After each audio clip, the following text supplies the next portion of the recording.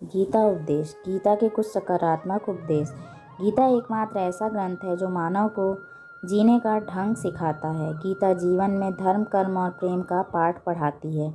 श्रीमद् भगवद गीता का ज्ञान मानव जीवन और जीवन के बाद के लिए उपयोगी माना गया है। गीता संपूर्ण जीवन दर्शन है और इसका अनुसरण करने वाला व्यक्ति सर्वश्रेष्ठ होता है। गीता में लिखा है कि 3 चीज़ें मनुष्य को धनवान बनाती हैं। गीता के प्रेरक विचार। गीता में श्री कृष्ण कहते हैं कि केवल पैसों से आदमी धनवान नहीं होता है, बल्कि असली धनवान वो है जिसके पास अच्छी सोच, मधुर व्यवहार और सुंदर विचार होते हैं। दूसरा, इतना कमज़ोर मत बनो कि कोई आपको तोड़ सके, बल्कि इतना मजबूत बनो कि आपको तोड़ने वाला खुद ही टूट जाए। तीसरा, श्री कृष्ण कहते हैं कि ज़िंदगी में 2 चीज़ें कभी नहीं करना चाहिए। पहला, झूठे आदमी के साथ प्रेम और दूसरा, सच्चे इंसान के साथ किसी तरह का छल। चौथा, गीता में लिखा है सिर्फ दिखावे के लिए अच्छा मत बनो, वो परमात्मा आपको बाहर से नहीं बल्कि भीतर से भी जानता है। पांचवा, अगर आप क्रोध के समय थोड़ा सा धैर्य रख लें तो आप कम से कम 100 दुख भरे दिनों से बच सकते हैं।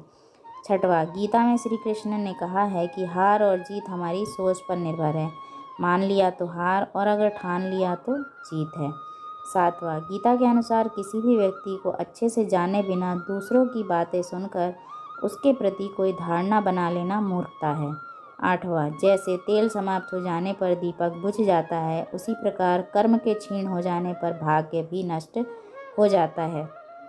नौवां, मौन सबसे अच्छा उत्तर है किसी ऐसे व्यक्ति के लिए जो आपके शब्दों को महत्व नहीं देता। 10वां, किसी के प्रति मन में क्रोध लिए रहने से अच्छा है जैसे क्षण भर में जल जाना देर तक सुलगने से अधिक अच्छा है। 11वां, समय कभी नहीं रुकता। आज यदि बुरा चल रहा है तो कल अवश्य अच्छा आएगा। आप केवल निस्वार्थ भाव से कर्म कीजिए और वही आपके हाथ में है। 12वां, तुम अपनी पीड़ा के लिए संसार को दोष मत दो, अपने मन को समझाओ, तुम्हारे मन का परिवर्तन ही तुम्हारे दुखों का अंत है। 13वां, सुख दुख का आना जाना सर्दी गर्मी के आने जाने के जैसा ही है, इसीलिए इन्हें सहन करना ही सीखना उचित है। 14वां, बुरा वक्त आपको ज़िंदगी के उन सच से सामना करवाता है जिनका आपने अपने अच्छे वक्त में कभी ख्याल भी नहीं किया होता है। 15, जीवन ना कल में है ना आज में है, जीवन इस पल में है, इस पल का अनुभव ही जीवन है। उस दुनिया से कभी शांति नहीं पा सकते जब तक हम खुद अंदर से शांत ना हों। 16, आप कितने भी अच्छे कर्म कर लो लेकिन समाज आपके बुरे कार्यों को ही सदैव याद रखता है, इसीलिए लोग क्या कहेंगे यह सोचने से बेहतर है कि आप अपना कर्म करें।